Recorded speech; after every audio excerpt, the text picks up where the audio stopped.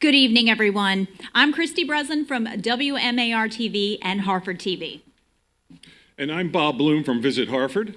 Christy and I are your hosts and moderators for tonight's very special program, Facing Addiction in Harford County, Finding Facts, Solutions, and Hope. Presented by the Harford TV Foundation, we would like to recognize our elected officials that are with us tonight. Councilman Jacob Bennett, I think you're out there somewhere. I see you. Thanks for coming. It's all you.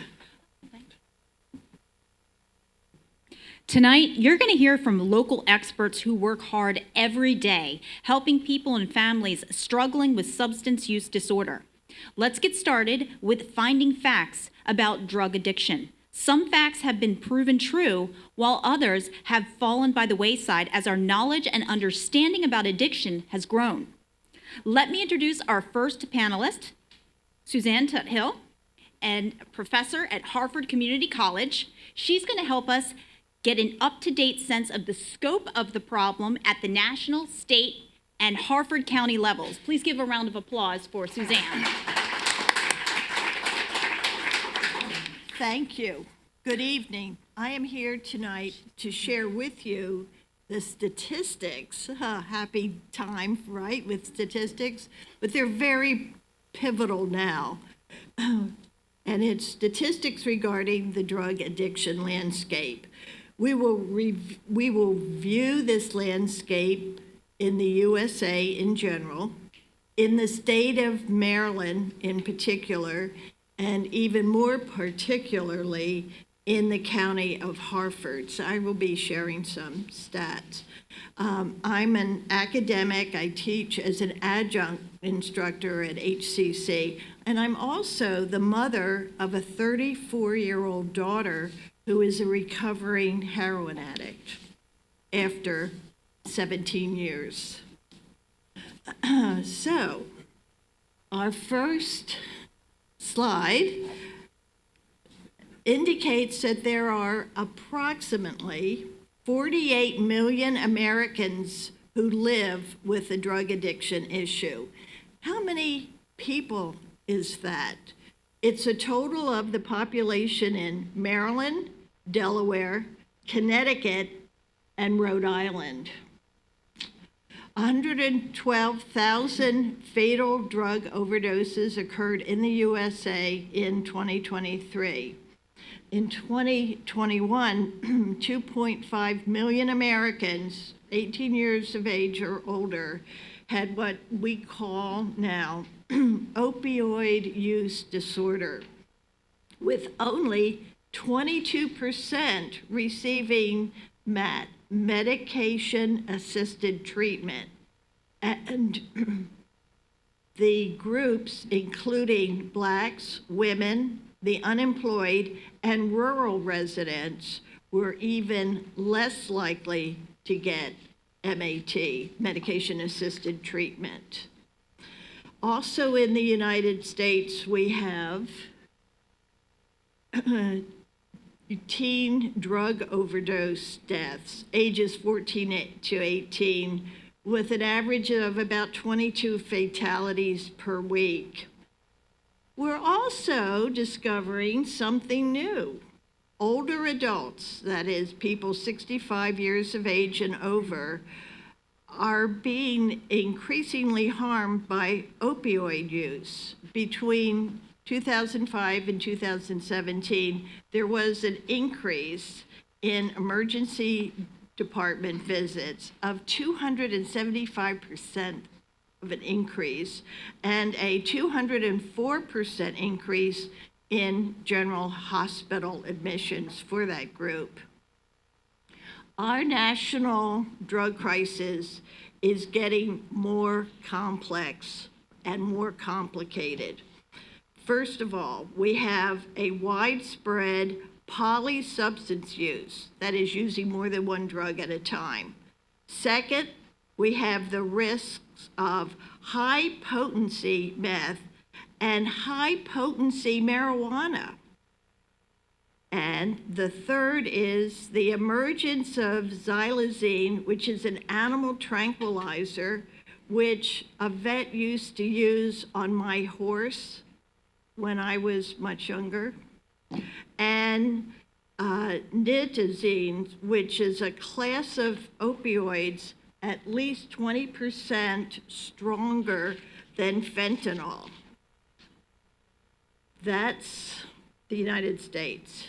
Now let's look at Maryland, the state of Maryland. We've had 2,561 fatal drug overdoses this year, a 2.9% increase over the previous year. With annual fatal drug overdoses by age group, we have 55 and older, 79 deaths. They're the highest group number-wise. 45 to 54-year-olds, 52 deaths, and the third most with overdosing. The age group now with most people there with substance use disorder are people ages 50 and older. We also know that something like 53% of Marylanders personally know family members, co-workers, neighbor, a friend who have a substance use disorder. When we rank the order of drugs causing fatalities, number 1 is fentanyl. Number 2, cocaine. 3, alcohol. 4, heroin.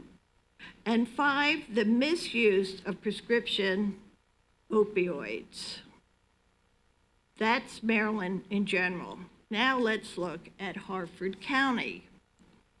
Substance use disorder deaths in the county in 2021, 76 from fentanyl, 19 from heroin, 37 from cocaine, and 20 from prescription opioids.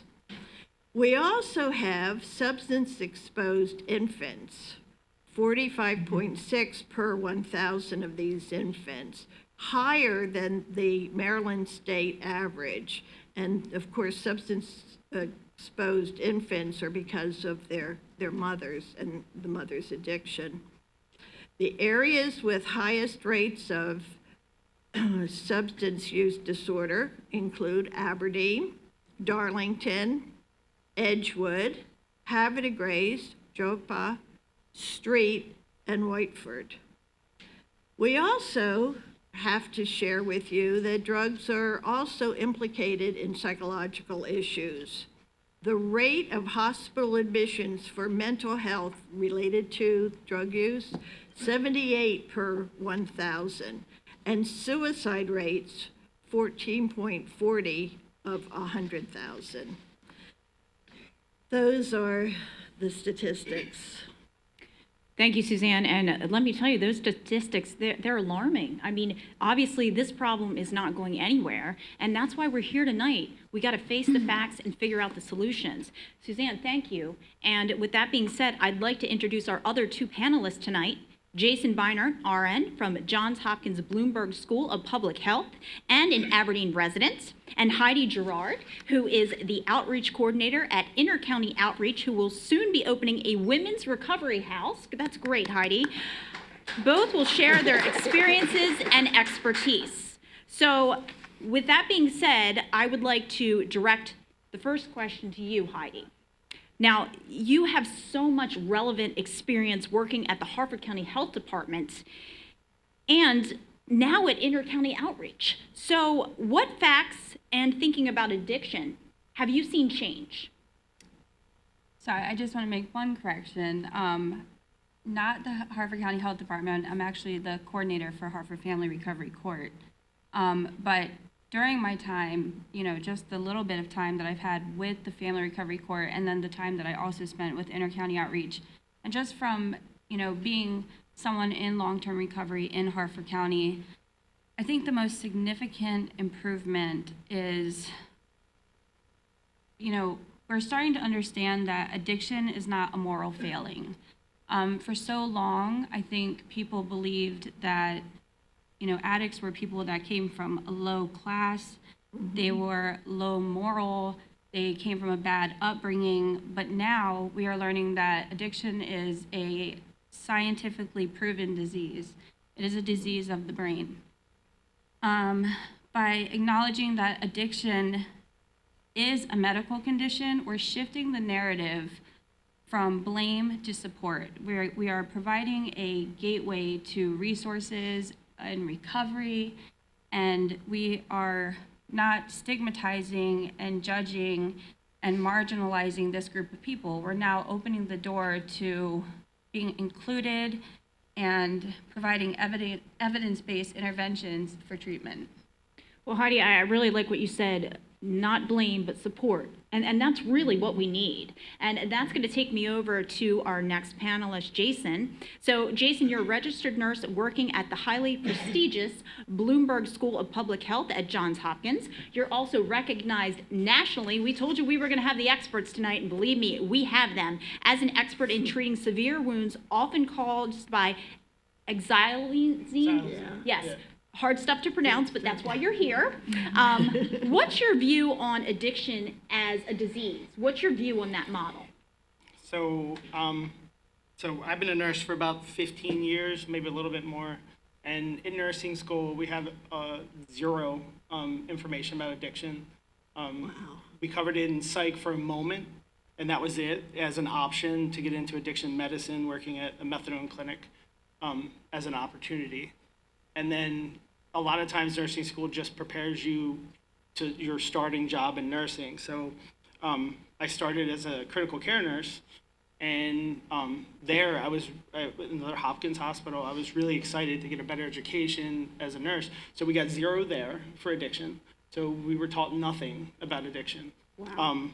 And then that leaves you to learn from the floor. And I started in critical care. I've always been friends to folks that had substance use issues, your alcoholics, your drug overdoses, your folks with some mental health issues. But at that time, we were just taught, that's an addict, that's a psych patient, and you kind of classify things.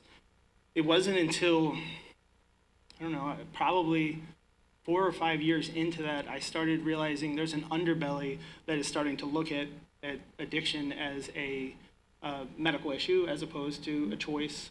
I always, in my heart, always knew it was a medical issue, but when you start hearing doctors talk about that, that transition was pretty impressive. And it's kind of a spectrum of issues. It's not just one problem. Like, substance use isn't just a medical problem.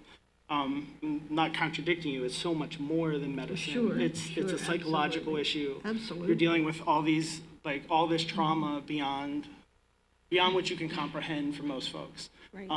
And then it becomes a social issue. You covered the statistics. Those statistics are also some of the most marginalized folks with discriminatory actions that we know. what we're finding. So then it becomes a medical psychosocial problem. Right. And I think that's where we are now in today's time. I never thought in a million years to be sitting on Harford County stage talking to residents about drug addiction, because Harford County has a tendency to be a little bit not talking about addiction. Right. That's the nicest way I can say it. But we're And changing that tonight, Yes, Jason. so this is a big deal, speaking about this, talking about the medical implications, hearing the statistics, it hurts. Yeah. Working here in Harford County, originally I worked for Voices of Hope, and transitioned to Bloomberg from there to get a bigger soapbox. But I just found out in the past month, 3 of the folks I took care of that were near and dear passed away from overdoses. And they weren't the wounds that made them go, it was an overdose. So with all that doom and gloom, there are positive things with this. I know that a lot of the folks that I treated for wound care, watched them get into recovery, go through the process. Speaking to them now they're no longer using substances, and they can delve into all of the psychosocial issues, abuse, overeating, obesity problems as a child, being raped or manipulated by a loved one.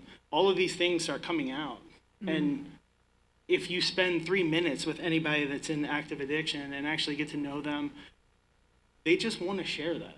Right. They just want to share what their trauma is, and that moment is your opportunity to help them out a little bit.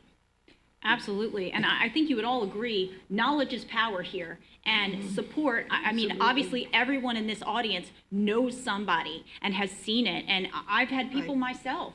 It breaks my heart, absolutely breaks my heart. So again, I can't thank all three of you enough. So what I want to do right now is ask each of you one fact or insight do you see through your day-to-day work that's vital for us to know. Heidi, let's start with you. I think a vital fact is, as a person in long-term recovery, I was very fortunate to experience recovery in Harford County, even though, it's not talked about. We are a rich community with resources, and that's a lot of credit to all these nonprofits and all these organizations that have started, they're advocating and they're pushing for these recovery services. I think it's important that we continue to highlight the fact that we need more comprehensive support systems. We need to continue to develop more comprehensive support. Comprehensive support is case management. It is recovery housing. For a long time, recovery housing is thought of as a place where drug addicts live. And, there is the NIMBYism that comes with, if a recovery house is going to pop up in your backyard, it's not in my backyard. And sometimes, there's a lot of, not protest to say, but there could be a call to action to stop or prevent a recovery house from being started in a community.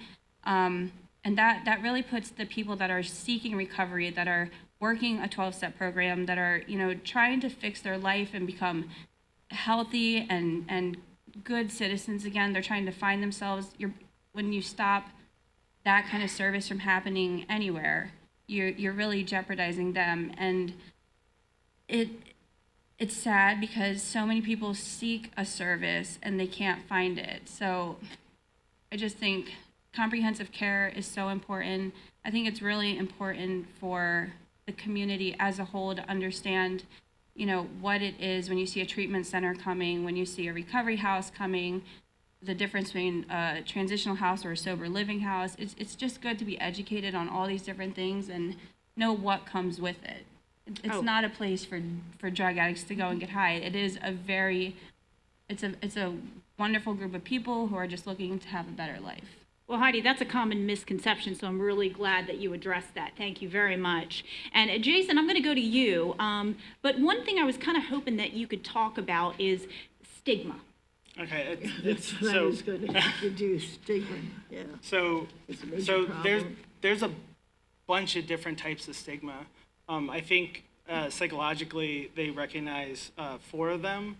One's like self, one's your private world, there's a professional, and there's an institutional. The self is something that I recognize immediately with folks, the self-stigma, like I'm a drug addict. I myself have a tendency not to use those terms with folks. Right. On purpose. Like you're someone that uses drugs, you made a choice, this morning to get up, that, you made a lot of good choices in your life. You can make other good ones, that kind of stuff, not addressing people in negative terms. Right. But then you get into the institutional and the professional stigma.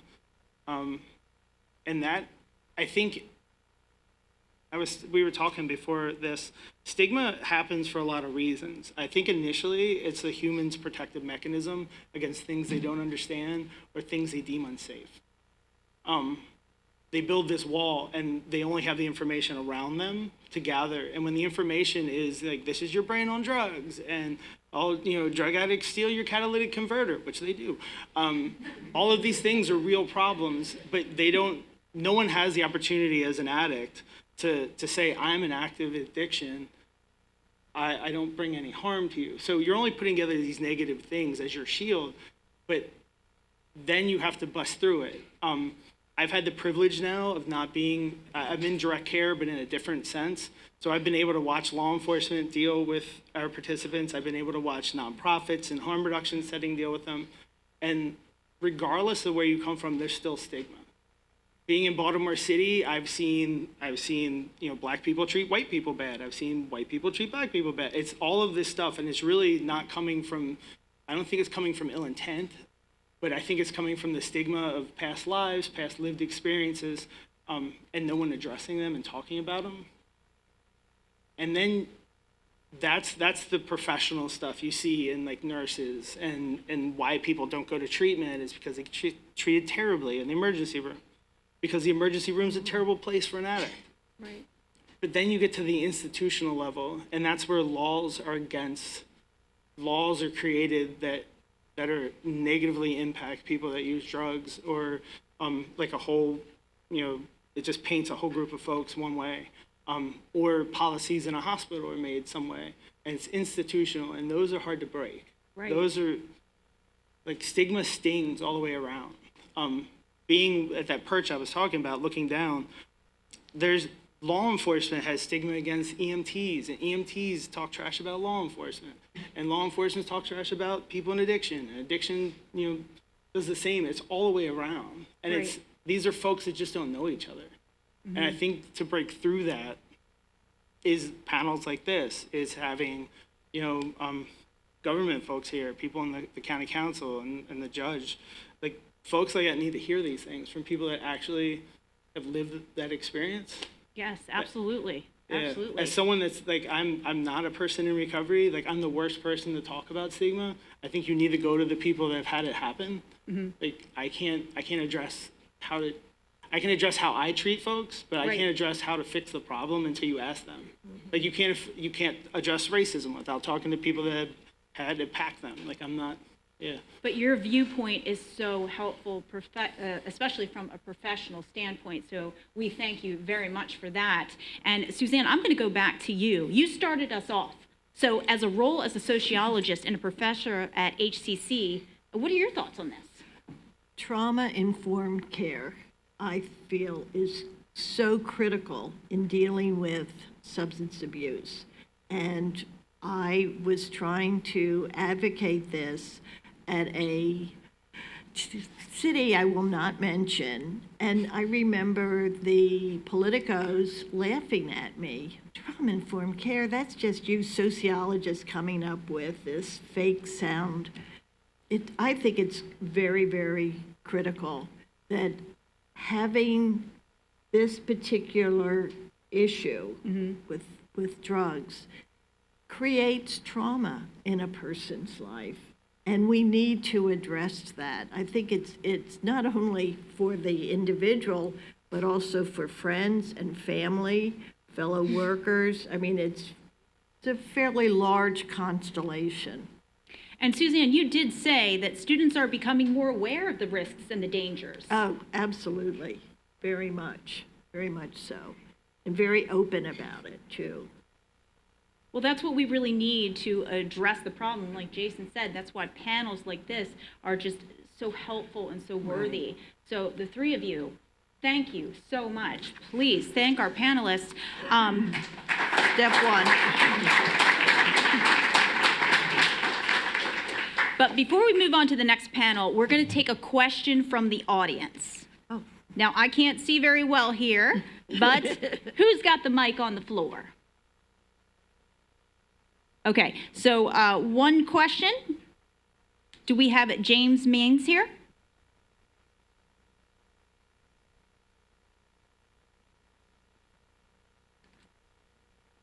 Hi there, I'm James Means with Susquehanna Workforce Network. I actually just started there as their recovery-friendly workplace program. I had a question about fentanyl. We always hear stories, and I just wanted to know if you guys could clarify.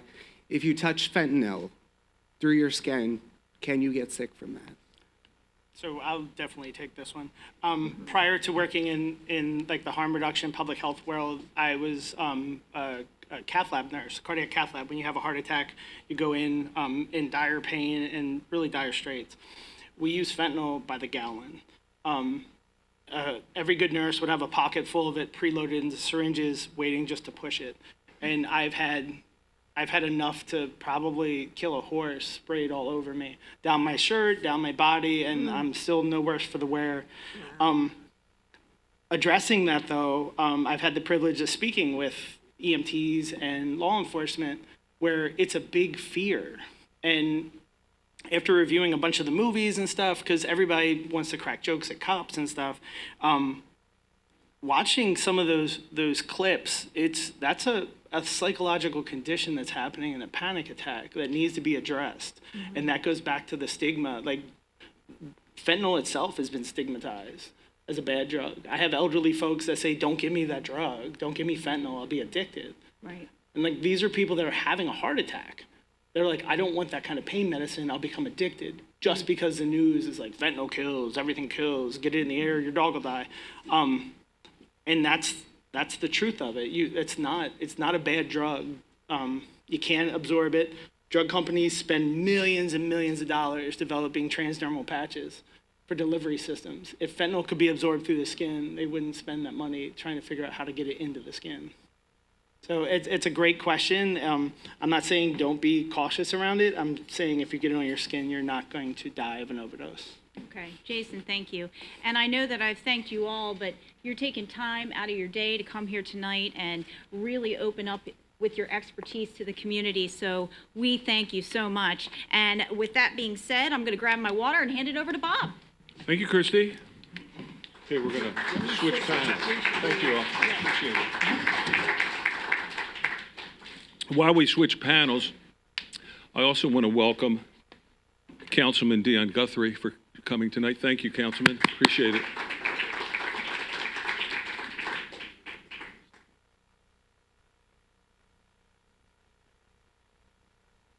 Now, tonight's second panel will find solutions to the drug epidemic by sharing their work and success stories. And I'll introduce them, and then you'll see what kind of brain trust we have up here. Jonathan Cohen's career covers the world of treatment as a physician's assistant and graduate of medical studies, as well as the business world via his MBA. He works at Pyramid Healthcare, Harford in Joppa, and Pyramid happens to be one of our sponsors tonight, so thank you, Pyramid, and Jonathan, we appreciate it. And he's going to tell us about how medications and medication-assisted treatment can lead to recovery. Next on our panel in the center there is our Honorable Circuit Court Judge Kevin Mahoney, who manages the adult drug court, which he has graduated people from his courtroom and some from incarceration to healthier, productive lives. And TJ Humphreys is a Maryland certified peer recovery specialist who works at Voices of Hope Community Recovery Center in Aberdeen. Voices of Hope is also one of our sponsors, so thank you to Voices of Hope and TJ. TJ is going to help us understand how peer support and reductions in services help people and families rebuild their lives. So let's start off with Jonathan. Many of us have heard about the methadone for treatment of treating opioid use, and there have been newer drugs that are also effective. So can you tell us about how they work and a success story about a patient that you helped with that medication? Certainly, and thank you for everyone for being here this evening. First of all, I'd like to offer my sincere condolences for anyone or a family that's lost someone from opiate use disorder. I myself am in that situation, and I feel your pain. There are medications that are available for treatment of opioid use disorder, and as had already been stated, this is a medical disease, and we treat it as such. There's obviously a biopsychosocial component to it, and I know a lot of folks that are in a community sometimes focus on the socially unacceptable behaviors that arise from this disease process, but let's be clear, it certainly is a disease. Medications that are available currently for opiate use disorder, there's 3 that are FDA approved.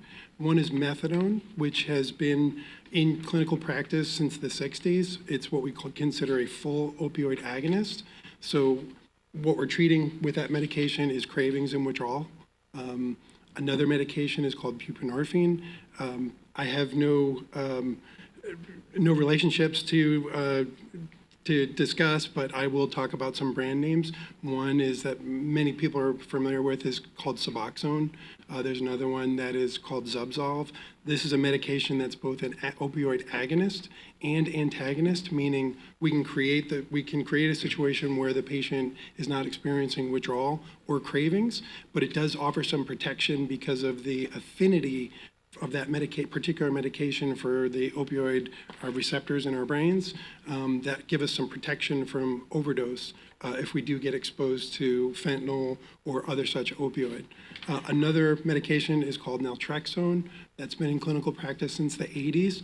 It is an antagonist drug, meaning that it blunts the effects or the euphoric effects from an opioid if you come in contact with it after you start your journey in recovery. Notable for naltrexone, it's not an opioid at all. Many that are in that go to abstinence-based recovery programs, which I firmly support. It's more friendly than per se buprenorphine or methadone.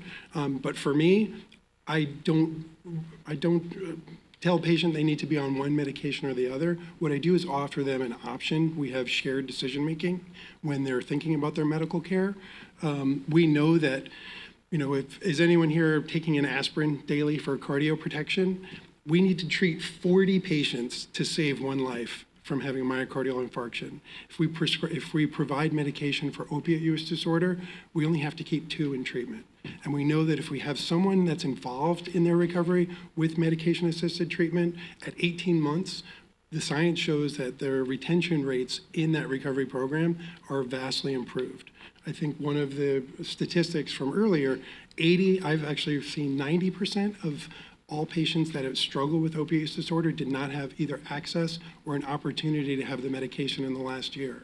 So that's pretty much where we are with medication-assisted therapy now. And where I work at Pyramid, we're not what's called an opioid treatment program, an OTP. So we accept patients that are currently involved in a methadone program, but that drug is very highly regulated, as it should be, by the DEA. So we welcome patients into our treatment center that are previously on methadone, but I don't prescribe it. I do support it, though, if that's part of someone's recovery plan. Great. Thank you, Jonathan. Great information. Now, Judge Mahoney, congratulations and thank you on the effectiveness of your adult drug court. I've read some very upbeat descriptions of your court's graduation ceremonies after those participants have paid their debt to society and met all the requirements of your decisions about their cases. If you could describe one of the cases in your court that enabled the defendant to turn his life around. Sure. Let me just set the stage of giving you a little bit of information about the drug court. Our drug court started in 2018. I often tell people when I'm describing drug court that, first of all, ask them if they know the definition of insanity. The definition of insanity is trying the same thing over and over again and expecting a different result. And that's what we've sometimes seen in the court system when we're dealing with people in addiction. Even though we started in 2018, we're actually not the oldest drug court in Harford County. Judge David Carey has been presiding over drug court in the district court for longer than I have. But we started in 2018 trying to identify high risk and high need people involved in addiction who had prior involvement with the court system, which had not been effective. In our drug court, we have a team of a prosecutor, a defense attorney, case manager, coordinator from the drug court, representatives from the health department, Department of Parole and Probation, the detention center, and private treatment representatives. Our participants go through 4 phases of drug court, which on average usually operates at about 18 months to get through all 4 phases. They have regular contact with the team, including 2 appearances in court a month before me. They have random drug screening. They receive a plan tailored to their individual needs. This spring, in May, we'll be having a graduation ceremony where we'll be getting up our number. We'll be at about 35 graduates since we started. The drug court saves the county money. if you compare it to the cost of incarceration, social services, loss of tax dollars, and I think most significantly, it reduces the recidivism rate. Typically in whatever statistics you want to look at, the general recidivism rate, people who reoffend after being charged with a crime, is over 50%. At present, with our drug court, we have an 11% recidivism rate. Instead of committing crimes, these people are, and I'm getting invited to their weddings. I'm getting pictures of their babies that are born to parents that are not in active addiction. And one graduate in particular had a tough time identifying which one I wanted to talk about. But one of our earlier graduates, her name's LaToya, came to us as drug court was fairly early. We were very fortunate to get her into the Char Hope program, which is a fantastic agricultural-based treatment program in the northern end of the county.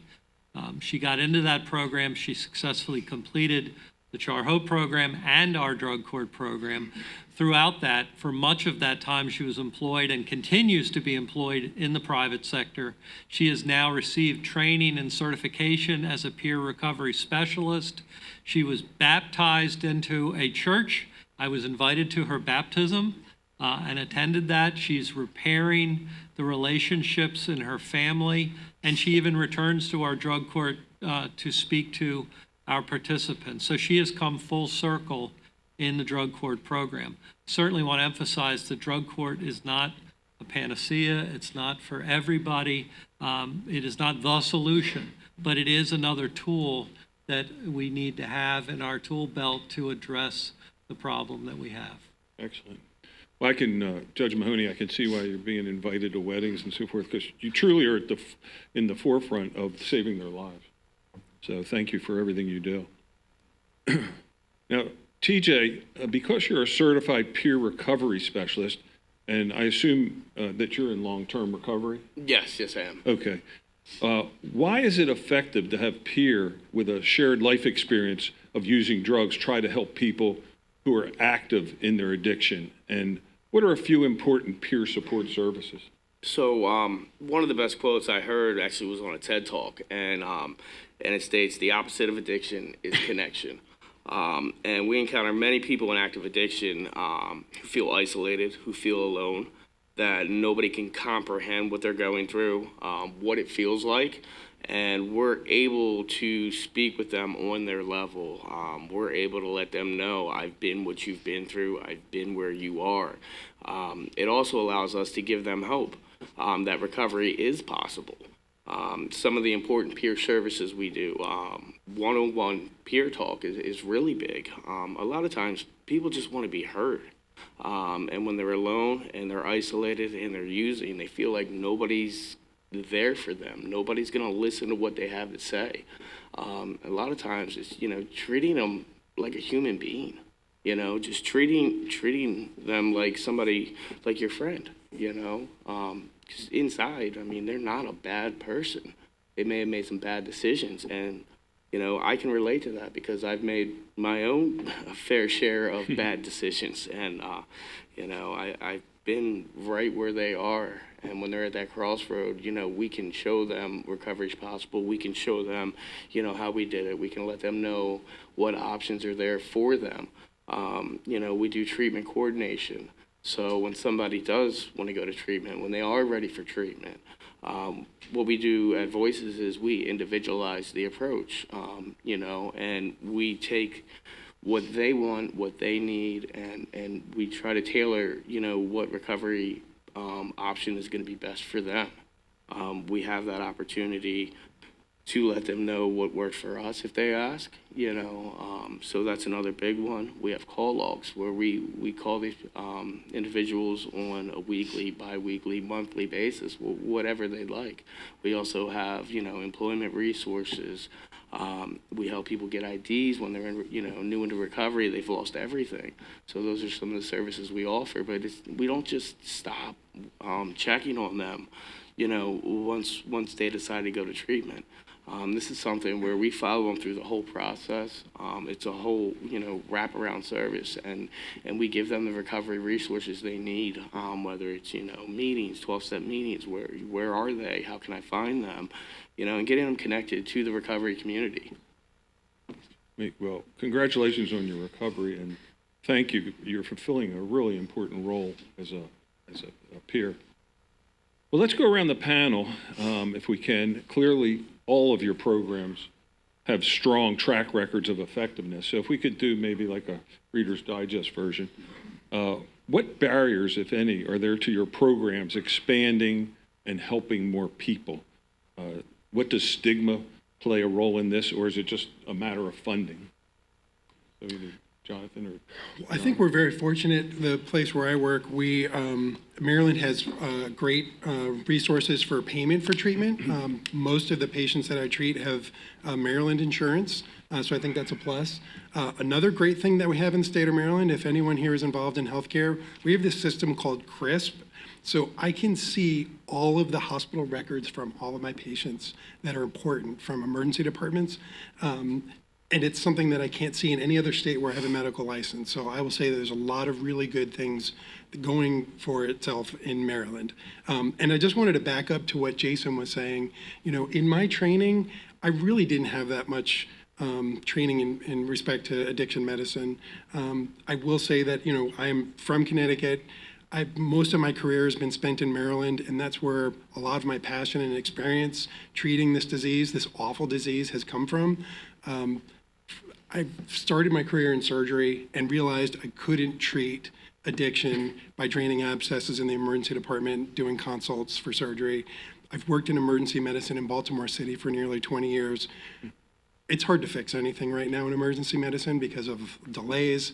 The bigger problem, if you're struggling with opiate use disorder, the stigma that we talked about, people that are going through withdrawal that feel really unwell, that have to sit in the emergency department for several hours, is awful.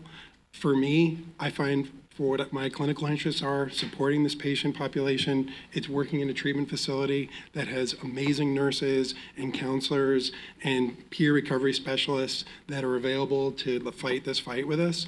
We know that the margins are not great. This is like an aggressive form of cancer, but when we have all of those things put together, that's what makes these things work. And, I think my co-panelists will agree, it's really heavy lifting, and sometimes it can be a little demoralizing because we put so much into this, but when we have those successes, it's truly amazing to see the flourishing of somebody's life after they've gotten themselves into recovery. The best way that I like to conceptualize it for folks that are not sort of don't have a lot of experience in addiction medicine, I look at it as a war. So if you're familiar with Green Street in Baltimore City, you have the VA on one corner and shock trauma on the other. And if we take politics aside and just look at the experience of someone that struggles with this disease, it makes it conceptually easier to understand. If you're a veteran of a local war or a foreign war, you're separated from your family, you're feared for interpersonal violence, you're exposed to the elements, your buddies die, you get these awful wounds, and there's a generational impact. And I think that's helpful for a lot of people to understand. So that's what does it for me. Working on the inpatient side is where it's at. One question I forgot to answer on the first go-around was an experience with a patient that's been on MAT, and I'll just tell you about my day. So I woke up this morning, did rounds in Harford County, saw a patient that came off the street from Baltimore, has awful wounds, felt miserable. We gave him medication, he went to sleep, he's comfortable. I then got in a car and drove to St. Mary's County and saw a patient that we had already been treating through the detox phase. She's completed her residential treatment, and now she's getting a long-acting injectable buprenorphine, and she's gonna be discharging home to her community so she can start the rest of her recovery. So those are some of the successes. The challenges are vast, but when we have teams like we do, that's what makes this all work. In addition to the treatment itself, the biggest barriers that I see are things like transportation, people getting to treatment, especially in the more rural areas of the county, housing opportunities. I've got a participant who's going to be graduating in May who has been living with his girlfriend and children in an extended stay hotel. I mean, how does one do that? Especially given the other limitations he has. The people sometimes are ineligible for public housing and private. They may have, because they have a record, because they may have a bad credit history, access to traditional housing opportunities are not there. And then employment. And I know you're going to hear from Susquehanna Workforce, and God bless them, but that trying to balance your recovery by having to pay the bills is a challenge also. So those are big barriers that we see. On the stigma front, I'd emphasize another aspect of it is the family or loved ones or your support, whatever your support network is, that they also don't, because of stigma, are reluctant to seek help themselves, help in helping the person with substance abuse order. They themselves are not educated on the disease, so they can't be helpful, and they often, unfortunately, sometimes are an enabler or somebody who contributes to the problem because of behaviors or beliefs that they have which are not consistent with treating the disease. TJ, any barriers you see? I mean, that we try to eliminate as many barriers as possible. We do know transportation is a big barrier, and that's one we try to take away in being we provide transportation to treatment. If we're unable to personally provide the transportation, we will send an Uber to come get you and take you to treatment. I mean, there's barriers with, people getting into different treatment centers with wounds. We have barriers with, women with children. There's a lot of barriers we face. Now, I know you guys wanted me to speak a little on harm reduction as well. Do you want me to get into that? If you can quickly. So with the harm reduction aspect, harm reduction is something you'll see on an everyday basis. It could be, a bicycle helmet, a seatbelt. That's a form of harm reduction. Now, in the substance use kind of field, it's a set of strategies and ideas at reducing the negative consequences associated with substance use. So that's what we aim to do, is reduce that harm and that, the spread of disease. We have naloxone that we give out, that we supply, and that's another form of harm reduction. And then we have our SSP program, which is a syringe service program. And I know that, that's a big eye opener and people aren't quite familiar with how that works. I was able to pull up some stats from the CDC. 3.7 million Americans report having injected drugs during the past year. And the CDC shows that people engaged in the SSP are 5 times more likely to enter treatment and 3 times more likely to stop using than those who do not engage with an SSP program. And SSPs are associated with a 50% reduction in HIV and Hep C incidents. So, SSP is a big part of harm reduction, and it keeps our participants engaged, and it plants that seed, and they come in and they speak with peers and they see that recovery is possible. We've had individuals come in for SSP as kind of their first step to change, and that they want to try to be as safe as possible.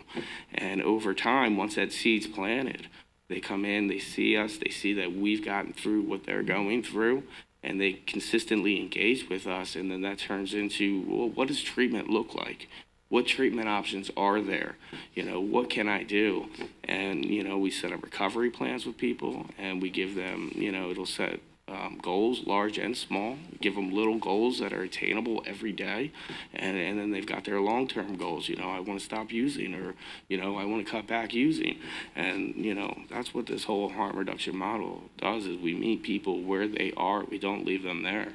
And, that grows into, recovery. Great. Thank you, TJ. Well, recent surveys revealed that over 50% of Marylanders know someone with a serious drug problem. And nationally, 1 in 6 Americans know someone who has overdosed. What one piece of advice do you have for our audience when they find themselves in that kind of situation, when they know someone who's using and is high risk of bad consequences? Anybody want to give a little? Just understand that help is available, and strongly support your local harm reductionists. No? Perfect. Anybody? I think, and I would emphasize again with the families that that families should also seek help in addition to that they know how to help the person who's suffering. Perfect. I mean, recovery resources are out there. There's organizations, like Voices of Hope and others within the community that offer that support, offer the help. And then there's, with the family members, there's programs like a 12-step program called Narnon and Al-Anon. So there are resources available, there's supports available, and, there's plenty of people who are willing to help. Great. Well, thank you.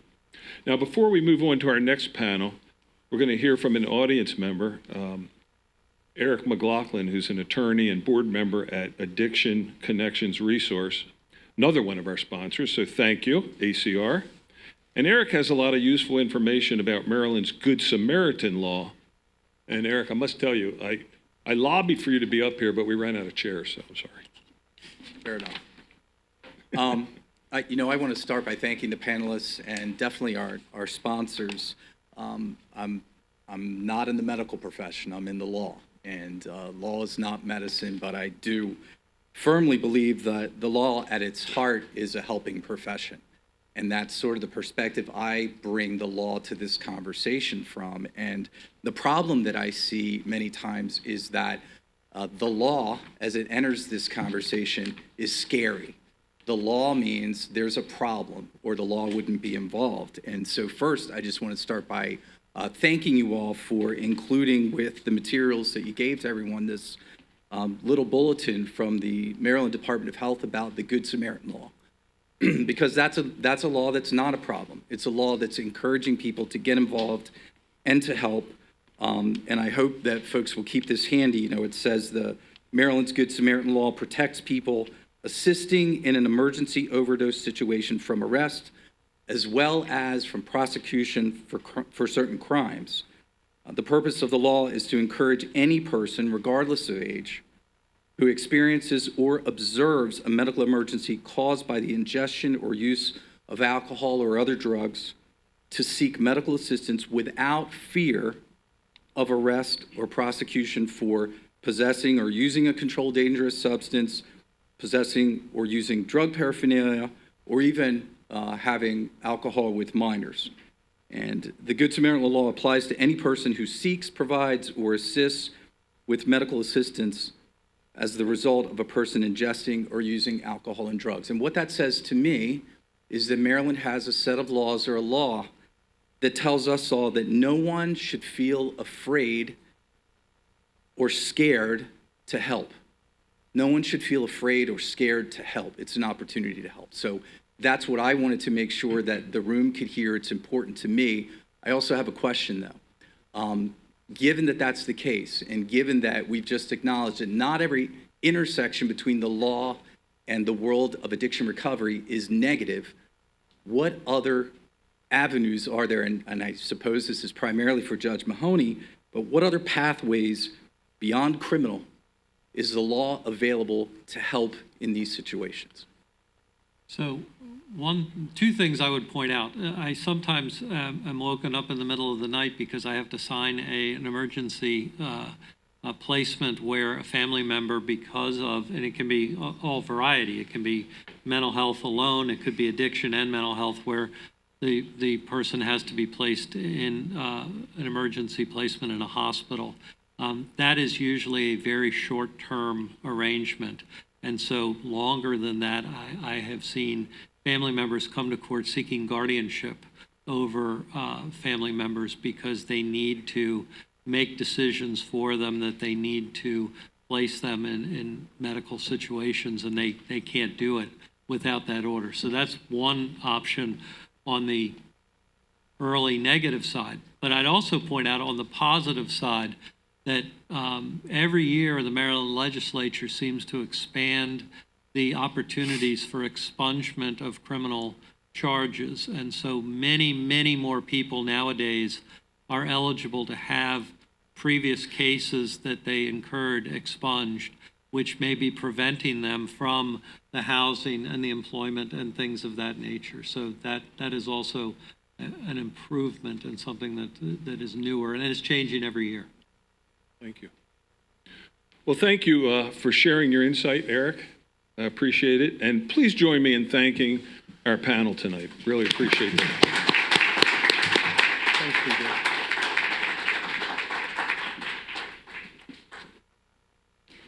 Thank you so much. And as you saw, such great information and the Good Samaritan law, don't be afraid to ask for help. And I know I sound like a broken record, but knowledge is power. And I don't know about you, but I am learning a lot tonight.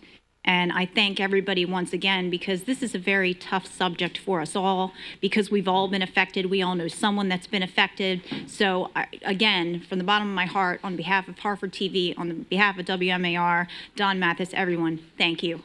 So our first two panels covered the essential aspects for understanding and thinking through some broader strategies for our community response to substance use disorder. Our final panel tonight focuses on finding hope, and may be the most necessary element to understand and promote our panelists. They will share their views on what gaps in services and programs need consideration, and they're experiencing in fostering hope with the people and the families, the many families they serve. Let me introduce our panelists in the order they'll speak. Kimberly Justice is the Executive Director of the Susquehanna Workforce Network, which funds and supports a variety of workplace training programs in Harford and Cecil counties. Welcome, Kimberly. Sean Partain is the Administrator at Addiction Connections Resource in Falston. ACR is also a sponsor, so we thank you very much for being a part of this extremely important event. Sean is a certified peer recovery specialist with impressive work history at Upper Chesapeake Health and the Harford County Health Department. Then we have Louis Marcel, is the Director of Business Development at Achieve Behavioral Health Services in Bel Air. Achieve provides comprehensive services, including outpatient and partial hospitalization. Louis has years of experience in the treatment and the recovery worlds. So we are very thankful to have all three of you here. And with your introductions being done, Kimberly, I'm going to start with you. So I understand the Susquehanna Workforce Network, I know it, I guess we all know it as SWN, has been helping people whose lives have been touched by drug addiction and has started a new program called Recovery Friendly Workplaces. Tell us how businesses and organizations, how can we get involved with that? Okay, well, SWN believes that employment is part of the recovery process. And as a result of that, we have pursued a variety of grants to allow us to provide occupational training and employability service skills to individuals who have been impacted by the opioid epidemic. Because we've been very successful in those grants, the state approached us to be part of a pilot program to develop a recovery-friendly workplace program in the state of Maryland. And we're really excited to be part of this program. Currently, there are very low unemployment rates in the region, and employers are really looking for individuals who want to go to work. So they're open for change and they're open for new programs.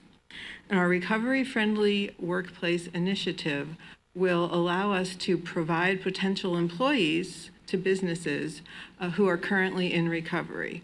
And the program will also allow us to help businesses to make their work sites supportive of their current employees who are also in recovery.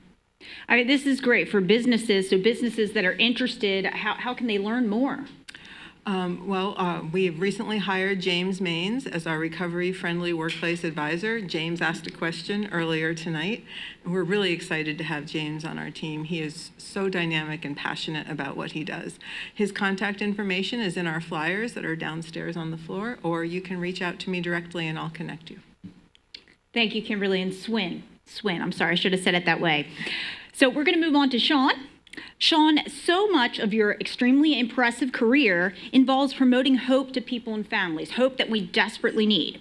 Regarding your work at the Harford County Health Department and Upper Chesapeake Health with pregnant and new moms, two quick questions. One, are there any major gaps in services in Harford County that do need to be addressed? And the second one, maybe you could share an experience where you have instilled hope to a program participant.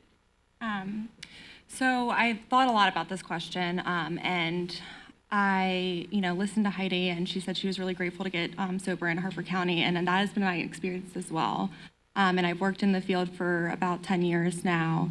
And what I love about Harford County is that I feel like we're really supported by all of the organizations in the county. At ACR, we have had support from the county, the state, the health department, the sheriff's office, local recovery community organizations, treatment facilities, and I think that we do a really good job working together so that people can get the help that is needed. Of course, sometimes that dictated by insurance and, lack of funding, but, ACR has been here for 23 years, originally founded by 4 moms who one of them lost their daughter, and also just were affected by, this disease. And they saw a need for peer recovery specialists and have really been the pioneers in supporting other community-based organizations in this area. And to speak on hope, I was using in Cecil County, and I wasn't going to use an example for myself, but I was using in Cecil County and to speak on what Judge Mahoney said about people being emergency petitioned and the stigma associated with addiction and families being scared and just not understanding, some people just not even understanding. I was emergency petitioned into the hospital, and that's how I found recovery here in Harford County. So I think that everything that we're doing just needs to be supported, and people need to be aware. We are the best kept secret, and we try to inform people. I think that people working in this field do try to inform people of what we're doing, but it's hard because there is some negative associations with addiction and recovery and misinformation that needs to be addressed. And hopefully, we can continue to do things like this to address some of those issues. Oh, absolutely. And I have to piggyback off of what you said. I think Harford County works so well together. And Sean, my heart goes out to you because that is not easy to share a personal story like you did. It's very brave, and I think it resonates with a lot of people. So I would like to thank you for that as well. We are going to move on. So Lewis, I know Achieve Behavioral Health prides itself on its humane, empathetic services and treatment options. So are you all thinking about new services, and how does the Achieve staff promote hope? How do you promote it as more of a healing strategy? Thanks for the question. Achieve Behavioral Health Services was started about a year ago by a lot of people who have previously worked at other treatment centers in Harford County. We have so many resources in Harford County, and I'm so thankful to be on this panel with everybody that I work with all the time. Right, so what we tried to do from the ground up is promote a sense of healing and hope with every single patient that we touch, right? That starts with our staff. We wanted to make sure when we started our program that our staff were paid well, because if your staff are paid well, then they're probably happy, and they're probably going to transfer that happiness onto somebody else.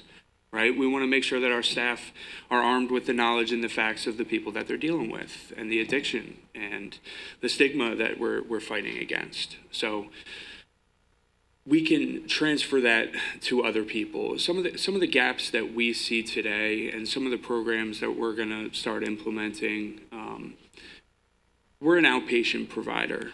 We do partial hospitalization, which is about a 28-day program. We do intensive outpatient, which is usually an 8 to 12 week program. And we do outpatient, which is usually once a week. And then we also offer supportive housing to all people involved in those levels of care, right? But my job at Achieve, I'm the phone call guy, right? So I'm the person that gets the phone call from the family, from the hospital, from the homeless shelter, from the police officer on the street who wants to give somebody a different way out this time instead of incarcerating them. So I'm the person who gets the call. So I'm dealing with, people who have no insurance, people who have really extensive acute mental health. I'm dealing with the fact that there are not nearly enough services for women in Harford County. And we're doing our best at Achieve to try to, get our arms around some of those problems. We're going to be starting some outpatient mental health services soon, the next couple of months. We're about to start some women's recovery houses and treatment to go along with that, which should be in the next couple of months. But, I'll just echo what a few other people have said here. We do have great resources here in Harford County. We have great people running those resources here in Harford County. We talk to each other about the cases that we see. We try to find people the right level of care, the right care for what they're dealing with, but we just need more. Absolutely. And like I said, we are so lucky to have people like you, and welcome. We're happy to have Achieve. We're happy to have you all here. And again, just sharing these stories and coming up with ideas and hope. We keep mentioning hope. I think that's our biggest advocate. I really do. So let's go around with a question for each of you. So we've talked a lot about stigma. We know that. So do you think it's a major barrier for people that are looking for hope, having to deal with all the stigma? Absolutely. I mean, I'll start us off at just one, a story about Achieve and a story about, my own personal recovery. We're located in a business park where we do our clinical programming. Our neighbors next to us had a lot of complaints that there were, a lot of drug addicts outside in the business park, and they ended up moving. These are people that are getting sober, getting recovery. If just for example, I went to treatment in Harford County. I went to recovery housing in Harford County. I sought therapy in Harford County. I now, work at a business in Harford County. I bought a house in Harford County. I had a child in Harford County. And that's the type of people that if you're adopting this stance of like not in my backyard, like Heidi was talking about, like that's the people you're pushing out. Absolutely. And what a great example you are of how successful you can be after recovery. Sean, you as well. You both are just impressive careers and really setting the world on fire. Do you have anything, Sean or Kimberly, that you'd like to add? Yeah, I can talk about the stigma associated with women and children. My son was 2. He is now 12. I also bought a house in Harford County. I work for an organization in Harford County. So yeah, there's a lot of stigma even, that I personally faced, getting and staying sober, but also just with women I've worked with. How does someone seek treatment? Obviously, they are struggling. Nobody would ever want to hurt their child. And they are struggling and they need that help. And also that they're not sure how to access those services. Using the resources and the people that are here tonight to direct you in the right place is how you utilize those services if you have somebody that is struggling. And then, I think women and children is a big, place to start with stigma. Oh, absolutely. Absolutely. Kimberly? Yes, I think that people often feel stigma as they're searching for jobs and Yes. how to address their background in resumes and interviews. And that's one of the things that James will be available to help with. James has a background in peer support in addition to working in the private industry, and he'll be available in our workforce centers to meet with job seekers to help them address those concerns. That is fantastic. Well, thank you so much. Join me in thanking our panels tonight. Fantastic. But before we go tonight, we're going to wrap this up with 7 steps we can all take to help end or at least reduce the drug problem. So I would like to welcome back to the stage Don Mathis from the Harford TV Foundation Board of Directors. Don also works as a certified peer recovery specialist at Voices of Hope in Aberdeen. And honestly, he's just an all-around great guy. So let's welcome Don.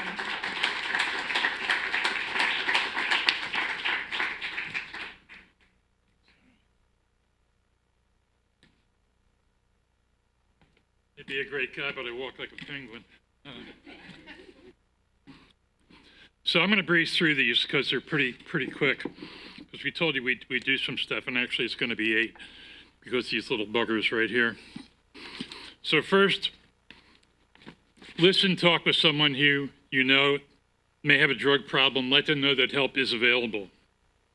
2, I hope after tonight you can reject stigma.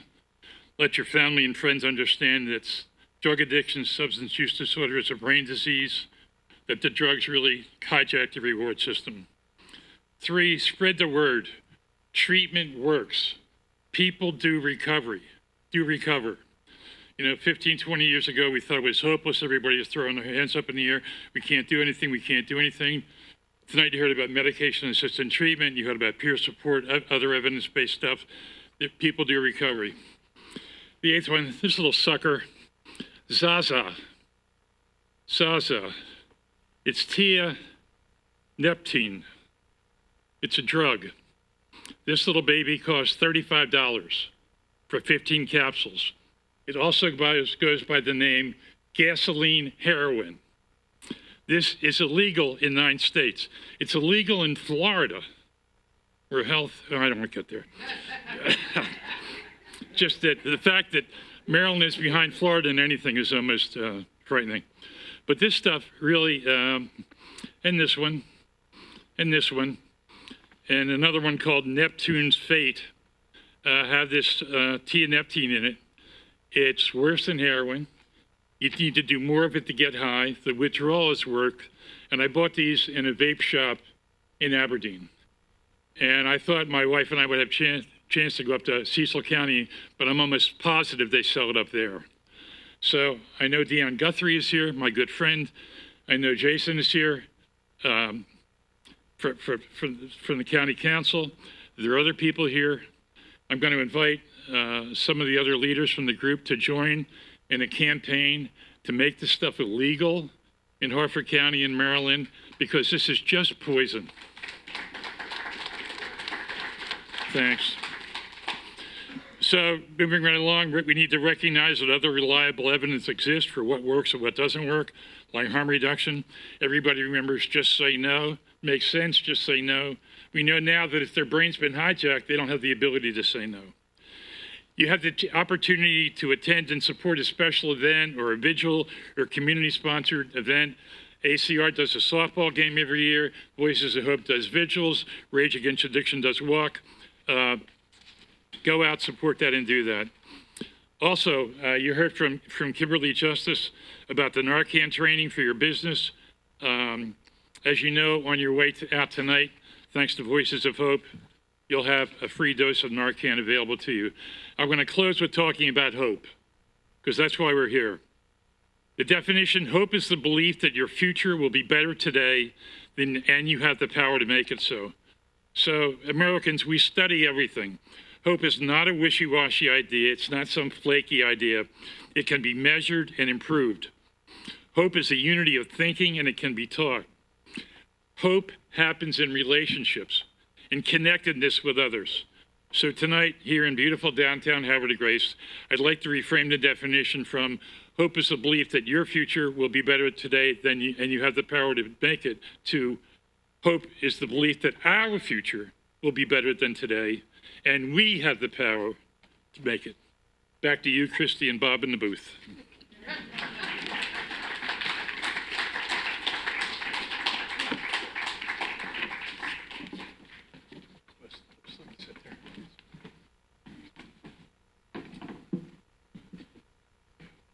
Thank you, Don.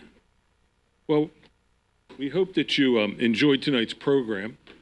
Just a reminder, it will air on Harford TV in April. So visit harfordtv.org for air times. And a huge thank you to Don Mathis.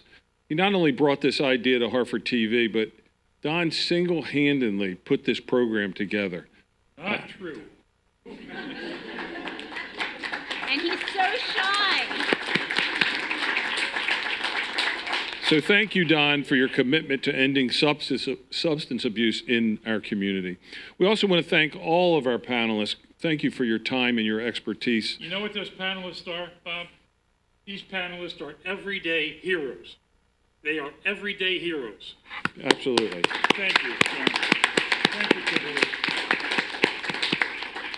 We also want to thank our sponsors, ACR Addiction Connections Resource, Pyramid Healthcare, and Voices of Hope. And of course, Kelly and the team at Harford TV, thank you for everything you've done and for jumping on board. So on behalf of Harford TV Foundation Board, thank you for watching out there in TV land, and thank you for attending tonight. God bless.